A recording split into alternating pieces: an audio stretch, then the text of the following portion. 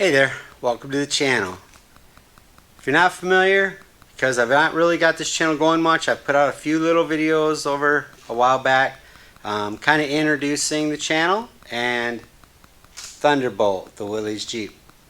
Getting ready to get started working on it. I had a friend over that's going to be working with me the other night. We kind of came up with an initial plan. Right now I've got to get my shop cleaned up a little bit.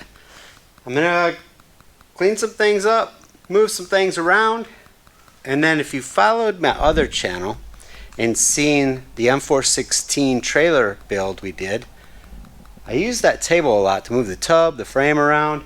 I'm going to be using that again. So I need to get it cleaned off, need to get shop cleaned up a little bit. I'm going to get the Willys motor, transmission, and transfer case lined up on that table.